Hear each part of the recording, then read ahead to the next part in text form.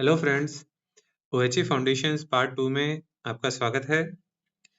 इस वीडियो के माध्यम से हम क्रॉस सेक्शनल ड्राइंग और वॉल्यूम चार्ट को समझेंगे। क्रॉस सेक्शनल ड्राइंग में बेसिकली हम टाइप ऑफ फाउंडेशंस, किस तरीके की फाउंडेशन है उसको देखेंगे और ये देखेंगे कि हमें साइड पे फाउंडेशन कास्टिंग एग्जीक्यूट करते समय क्या क्या चीज़ों को ध्यान में रखा जाता है, क्या क्या बातों को ध्यान में रखा जाता है। तो सबसे पहले हम ये देखा जाता है कि जो आपके पास क्रॉस सेक्शन ड्राइंग है और जहां आपको कास्टिंग करानी है उसी की ही क्रॉस सेक्शन ड्राइंग है या नहीं है, यानी कि यहाँ पे स्टेशन का नाम मेंशन होना चाहिए, स्टेशन या सेक्शन का नाम। सेकंड नंबर पे हमें चैनेज चेक करना होता है कि जहां पिट एक्सकेवेटेड है वो चैनेज उस सीएसडी के अकॉर्डिंग है या नहीं है। 28/986 यहाँ ये चैनेज मेंशन है। इसका मतलब क्या हुआ कि 14 मीटर टुवर्ड्स 28/0 पर ये कास्टिंग हो गई। कैसे, इस चीज को समझ लेते हैं। 28/0 से 29/0 के बीच में कितना डिस्टेंस हुआ? 1000 मीटर। ठीक है, तो 28/986 मीन्स हुआ 28 के 0 से 986 मीटर पर ये फाउंडेशन का सेंटर रहेगा, यानी कि ये मास्ट कहाँ रहेगा? 986 मीटर पे। तो 986 मीटर को मेजर करना इनकन्वीनियंट है एज कम्पेयर टू 29/0 पर जाकर, जीरो है ये, 29/0 पर जाकर 14 मीटर पीछे आ जाना। ये 1000 मीटर है, 1000 में से 14 सब्ट्रैक्ट करेंगे तो आपके पास 986 मीटर आ जाएगा। तो वहां क्या होगा? फाउंडेशन जो है यानी पिट एक्सकेवेटेड है उसका सेंटर आना चाहिए। ठीक है, ये मेजर होने के बाद में, ये सुनिश्चित होने के बाद में हम ये देखेंगे कि एज पर सीएसडी फाउंडेशन का पिट एक्सकेवेटेड है या नहीं है। तो फाउंडेशन के पिट के एक्सकेवेशन को चेक करने के लिए हमें BG7 जैसे इसमें मेंशन है उसकी हमें डायमेंशंस पता होनी चाहिए। तो वो डायमेंशंस हमें वॉल्यूम चार्ट के माध्यम से पता चलती है कि हमें BG7 की फाउंडेशन की डायमेंशंस क्या होती हैं। तो BG7 की हम जैसे हमारे पास वॉल्यूम चार्ट उपलब्ध है, वॉल्यूम चार्ट में दे रखा है कि हमारे पास में BG7 की जो डायमेंशन होती है, BG7 की डायमेंशंस होती हैं 2 मीटर ए है, यानी कि अक्रॉस द ट्रैक कितना रहेगा? 2 metre BG7। Along the track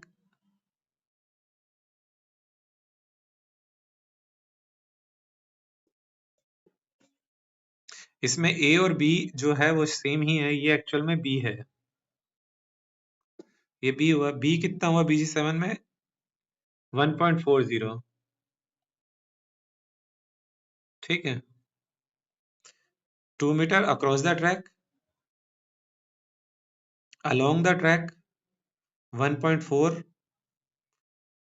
0.8 ये ऊपर जाके इसकी हाइट हो जाएगी।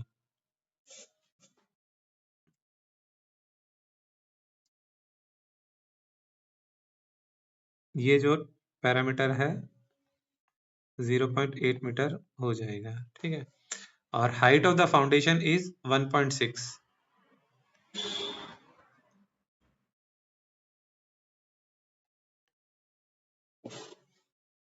ठीक है, तो इसमें वॉल्यूम कैलकुलेट करेंगे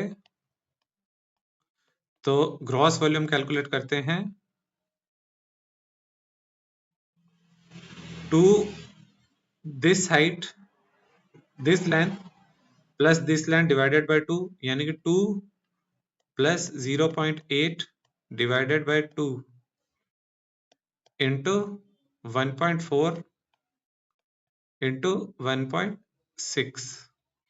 तो 2 प्लस 0.8 कितना हो गया? 2.8, 2.8 डिवाइडेड बाय 2 1.4, 1.4 इंटू 1.4 इंटू 1.6, तो इसको कैलकुलेट करेंगे तो हमारे पास में 1.4 इंटू 1.4 इंटू 1.6 3.136 अब यही इसमें दे रखा हो 3.156 मेंशन है। 3.156 क्यों मेंशन है इसमें और हमारा 3.16, क्योंकि इसमें मफ का वॉल्यूम भी एडेड है 0.02, तो अगर इसमें 0.02 और ऐड कर देंगे 0.02 तो 3.156 ये हमारे पास में ग्रॉस वॉल्यूम आ गया है विद मफ।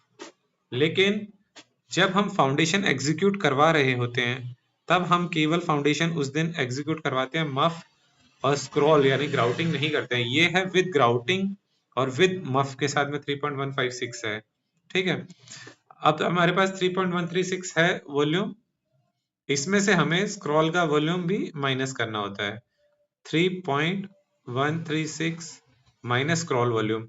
स्क्रॉल दो टाइप का होता है जनरली, इस तरीके का स्क्रॉल रहता है जिसमें बाद में जाके मास्ट को इरेक्ट कर दिया जाता है और ग्राउट कर दिया जाता है। ठीक है, स्क्रॉल इस तरीके का आयरन का पीस होता है उस तरीके से। ठीक है, तो इसका टॉप अगर 55 और बॉटम टॉप अगर 50 और नीचे बॉटम 45 है तब हमारा उसका स्क्रॉल का वॉल्यूम होता है 0.239। ठीक है, तो अगर हमारे पास में 3.136 माइनस 3.136 इंटू 0.239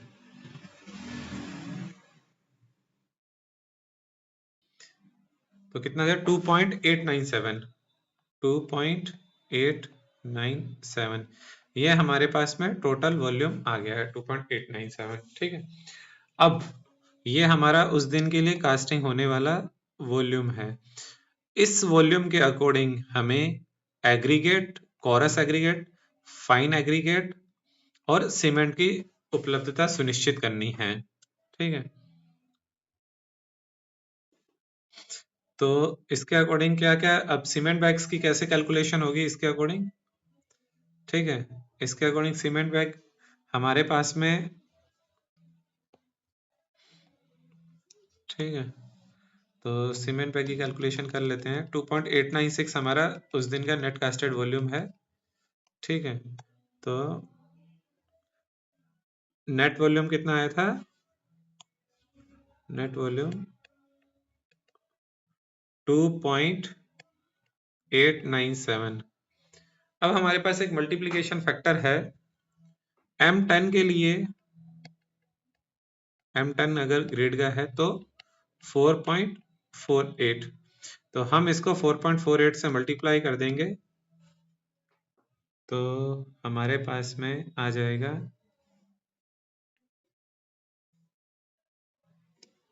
4.48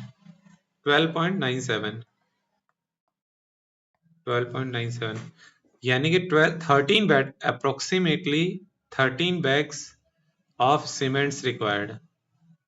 तो हमें यह इंश्योर करना है कि 13 bag of the cement is available at site और नॉट। ठीक है, and other things also that I have mentioned, that is coarse aggregate यानी कि ballast, fine aggregate means sand, and last but not the least water. ठीक है, इनकी भी calculation हो जाती है। कोरस एग्रीगेट CFT के अंदर होता है, क्यूबिक फीट के अंदर, but that we will not go in that part.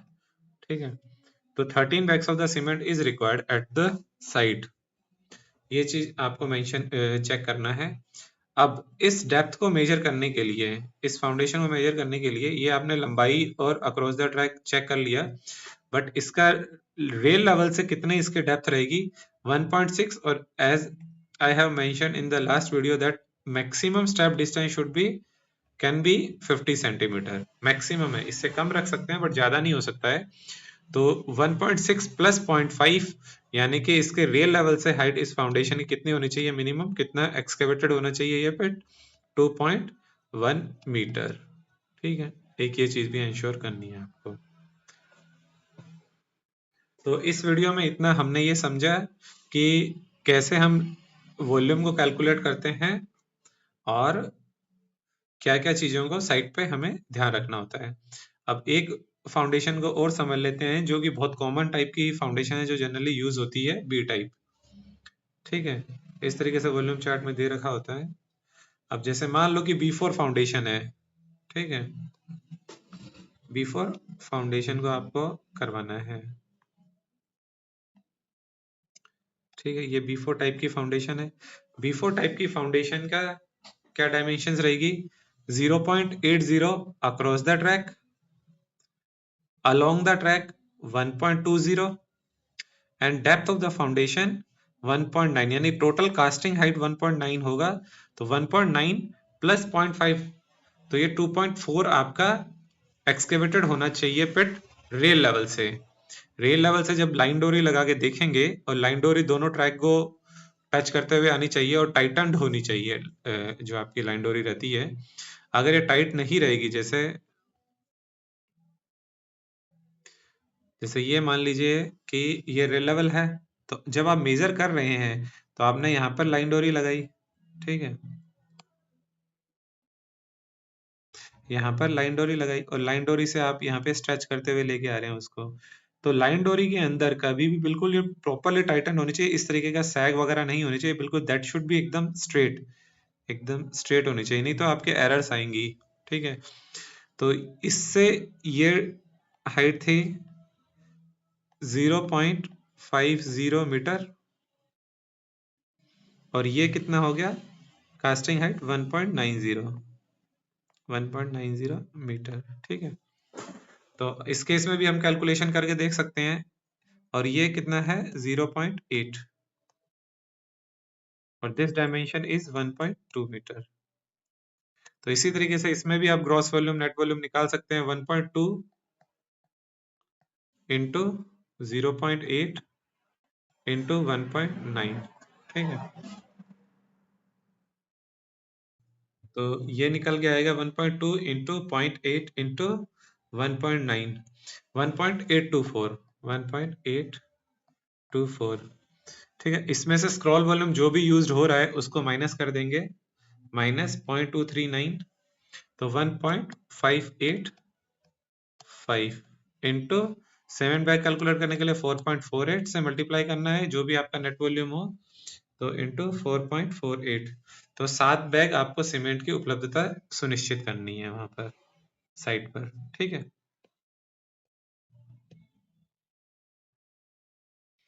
इसी तरीके से इसमें मेंशन दे रखा है 1.844,